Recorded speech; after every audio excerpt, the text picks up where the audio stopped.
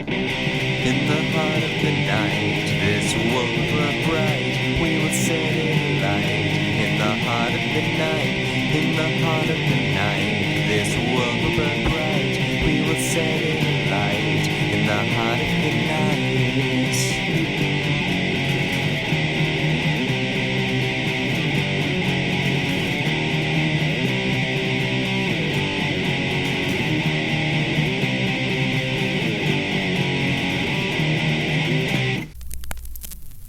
Hello everyone, I'm Anthropomantic Fiend and I do horror-related things on the internet. Before I get into today's review, I'm going to thank someone again. I do this a lot, if you haven't noticed. I would like to give a quick thank you to Genome Presents, Ben from Cadaver Club, and Over Easy Mode for having me as a part of the Hammer Dracula streams they've been doing. I haven't really been advertising them on my channel. I've been advertising them on my social media otherwise, but I just want to throw it out there that I have been doing those, and I'm going to continue watching the Hammer Draculas on the Genome Presents channel. I can't tell you any exact dates at this point, but I will continue updating you as best as I can on that stuff on my social media. I would also like to thank Queenie Todd and Dave Maggot for having me on the Frankenstein live stream a couple of days ago. I already watched The Wolfman with Queenie as well, and I think we are planning to watch more classic, predominantly Universal monster movies going forward. But if you're not subscribed to any of the channels I mentioned yet, please do so.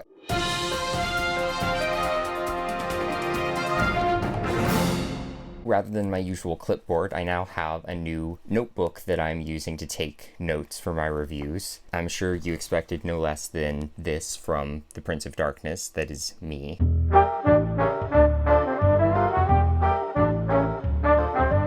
Today, I am reviewing Ghoulies 2. This is obviously the sequel to Ghoulies, which I reviewed not too long ago. This film came out in 1988, and it was directed by Albert Band, who was the father of Charles and Richard Band, Charles being the main force behind Full Moon Productions, and Richard Band being his brother who scored a lot of said Full Moon Productions, among other things. Albert Band has also directed things such as Dracula's Dog, I Bury the Living, which I've reviewed on my channel, it's a really good movie, and Aliens Gone Wild. This film stars Phil Fondacaro, who was in Troll, Willow, and Bordello of Blood, Carrie Rimzin, who is in Pumpkinhead, A Nightmare on Elm Street 2, and Appointment with Fear, Royal Dano, who is in Killer Clowns from Outer Space, The Trouble with Harry, Something Wicked This Way Comes. He was on the TV show The Rifleman, and he was in a lot of westerns in the earlier portion of his career. And Star Andreef, who is in Amityville Dollhouse, Dance of the Damned, and Vampire Journals. This film roughly picks up where the first film left off. It follows a priest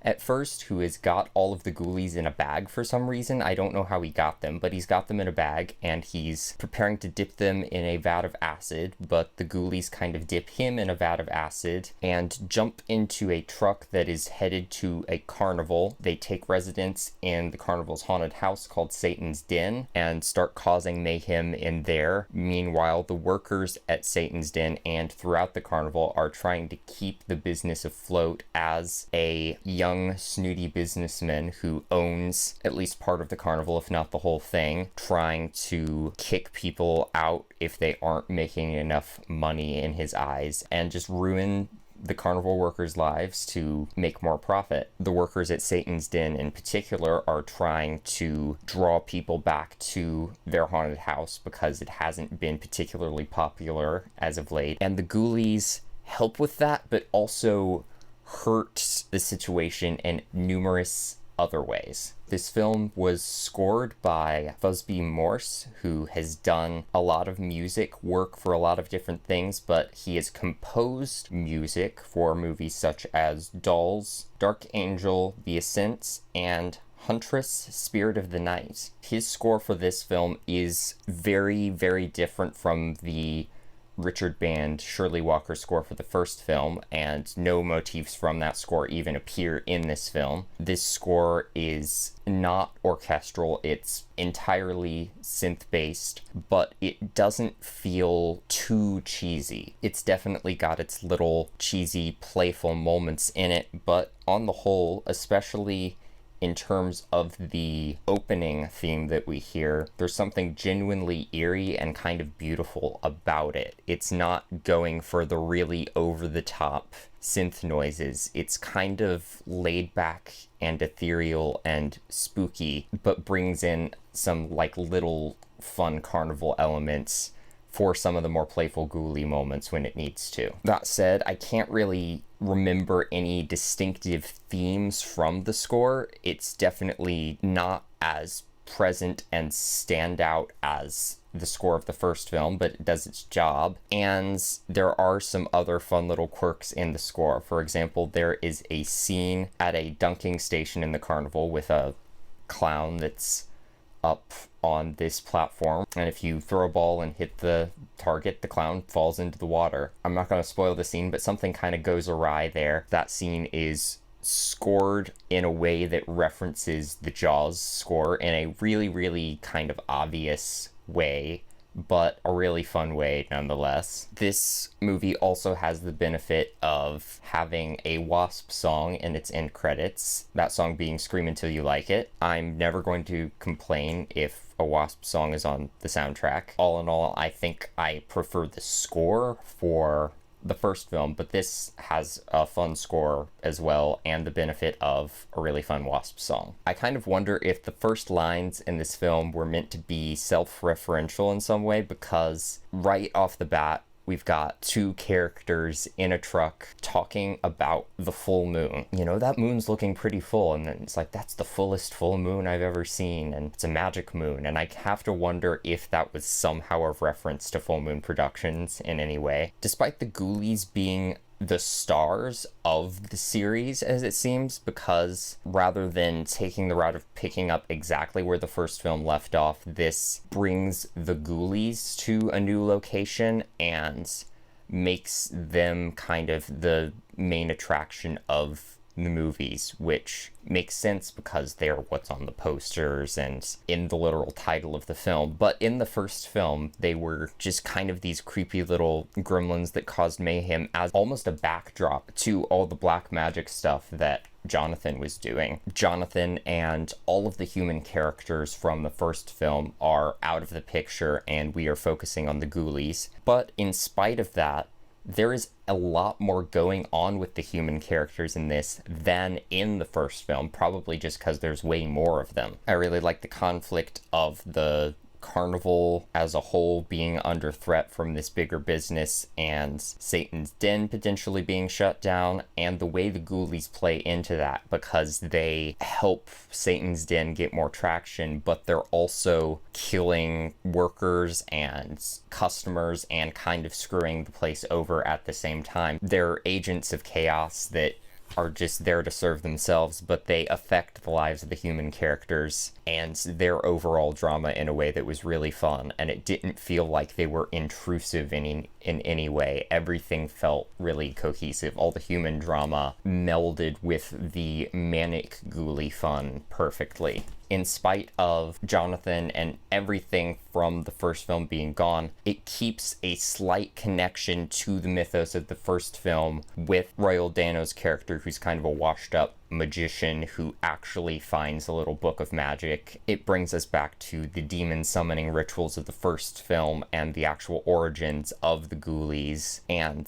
makes sure that this film doesn't veer completely away from what the first film was by keeping a tiny little connection to the dark fantasy feel of the first film. Unlike the first film, where there are some scare sequences that might be kill sequences but also not, the kills in this film are most definitely kills. People die in this film, and sometimes it's played for laughs, but even when those kills are kind of cartoonish, there is actually kind of stakes to it, and you can see the emotional toll that the death takes on the different characters throughout the film. But at the same time, the kills in this are really fun and creative without being super gory. I mean, some limbs get severed. There is some blood, but again, this is kind of going for the PG-13 kids horror audience. And so they managed to actually imply some really brutal things without ever explicitly showing them in a way that I thought was really cool. In tandem with that, the scenes where the ghoulies leave the haunted house and start wreaking havoc in the larger carnival are really, really fun. It's just them kind of bouncing all of these ideas around, like, what can we do with the ghoulies in the bumper car station or the shooting gallery? The shooting gallery was probably my favorite of those, just because there was just a little bit of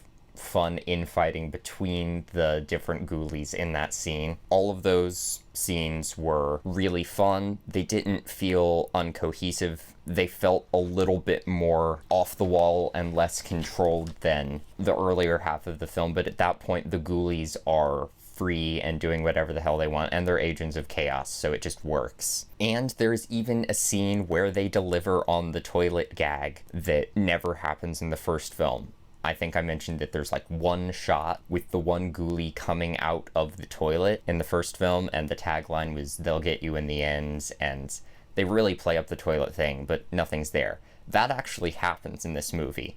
I'm not going to tell you who or how, but there is actually a ghoulie in one of the toilets, and it does actually get someone in the end, so to speak. The climax of this film was unexpected. The way they resolved the overall problem, I thought, was really creative. It tied back into the first film a little bit.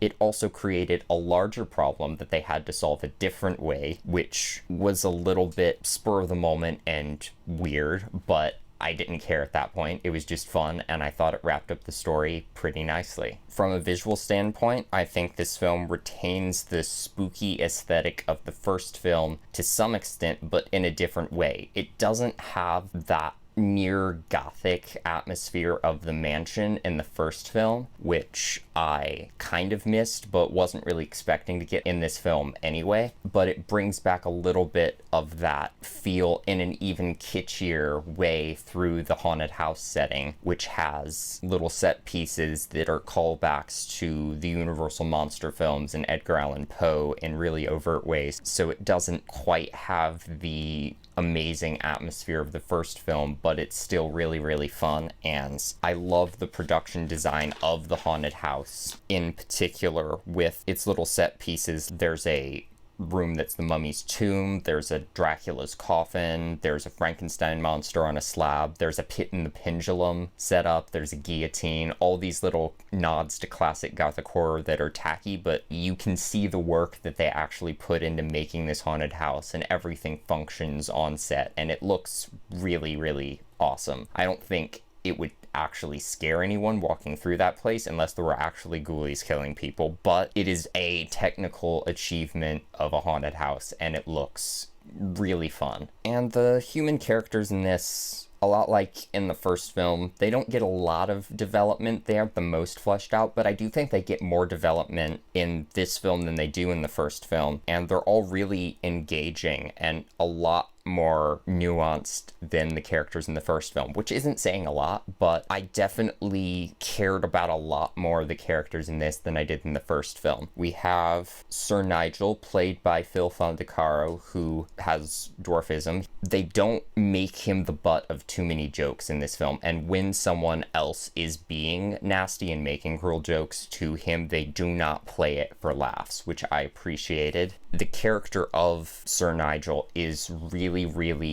dignified. He is a Shakespearean actor who has been reduced to working in a haunted house, and he's not really about it, and he speaks in Shakespeare quotes throughout the film. He kind of puts on these airs of a dignified Shakespearean actor, which he is, but then he'll just speak plainly in other points, and he's one of the best characters in the film. He's one of the main protagonists. He's super likable, and the little Shakespeare quotes he sprinkles into the dialogue throughout the film were really fun. I really liked Royal Dano's character of the sad, self-deprecating old magician who's kind of drunk a little bit. They play some of his scenes for laughs a little bit. He kind of feels like the old man at the beginning of Killer Clowns from Outer Space, who he also played. But we get a little bit more backstory to him and the way he used to be the great Fausto, but he's fallen and he's just really self-loathing and